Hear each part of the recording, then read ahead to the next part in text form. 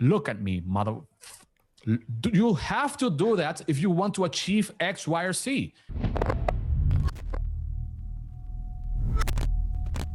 I've found that when I post something that is a bit polarizing, pisses a few people off, rustles a few jimmies, those are the tweets that get the most followers. I posted something yesterday that upset quite a few people, saying that, I think it said, imagine calling yourself a strength expert and benching 2 plates.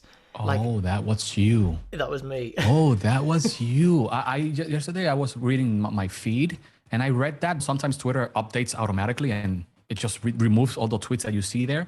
And I'm like, I want to read that tweet. And I started scrolling down trying to find the tweet, but I didn't. And it was you.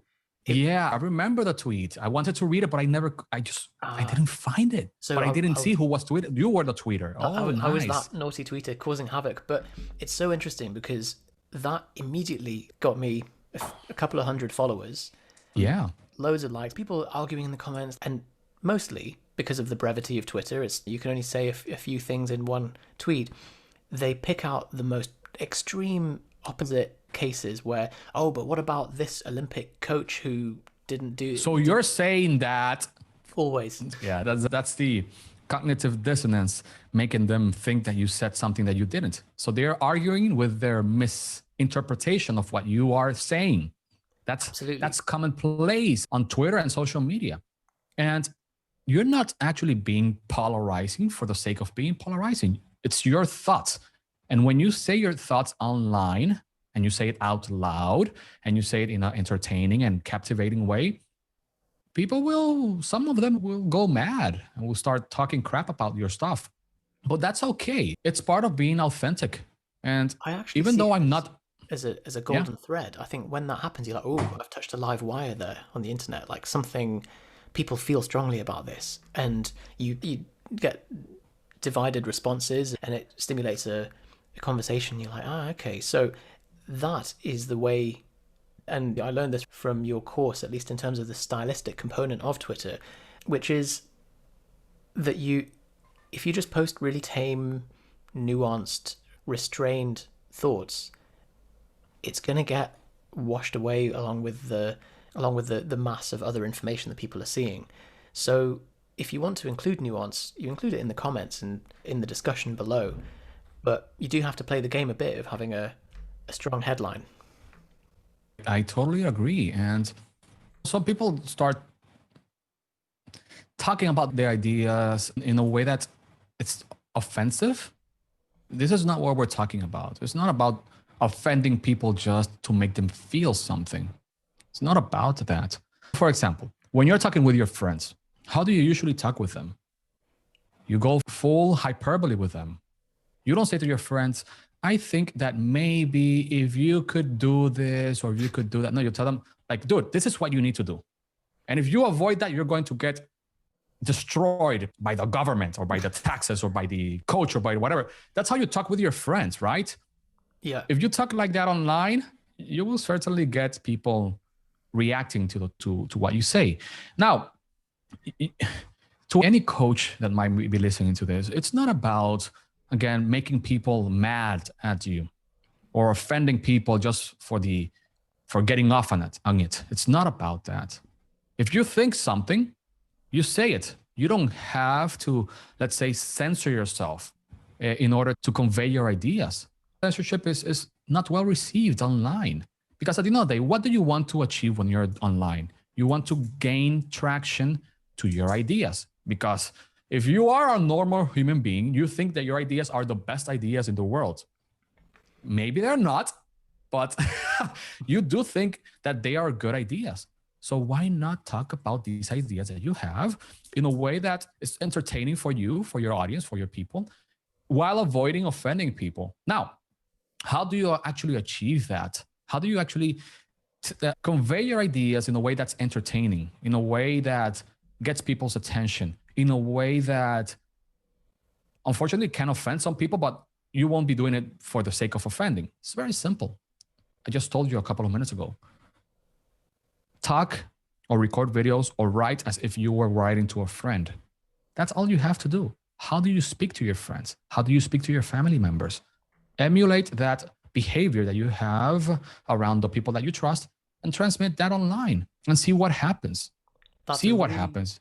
that's a really important distinction as well. That optimizing just for offense and just for outrage is that's just trolling. That's just And it's easy to do. It's very easy to do, oh man. yeah, Anyone can do that.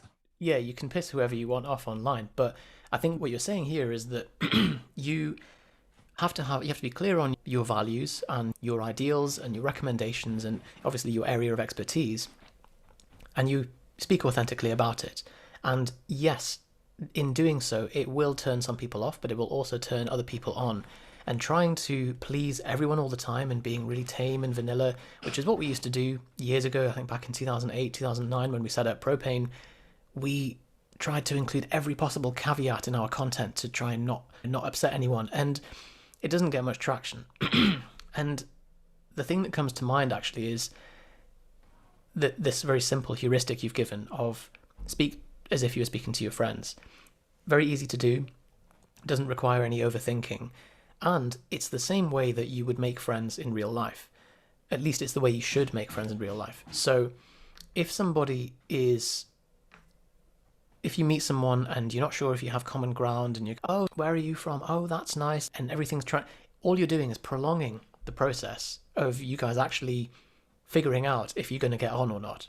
Whereas if you're just authentic from the beginning, you're a bit weird, you're a bit silly, yeah, it might turn them off. But also if the person's actually, I really like this guy, you've accelerated that process, you've saved everyone the time. So I think the same process is just going on online as well. Absolutely, absolutely. And you said something very important that took me a long time to realize. When I first started writing online, I remember that I, like you with your business, Propane, I tried to add all of this nuance to my writing that it just made my writing bland. By using these nuanced words, some people, maybe, if you do this, all of those little words just make your stuff not worth reading. Because at the end of the day, what do you stand for?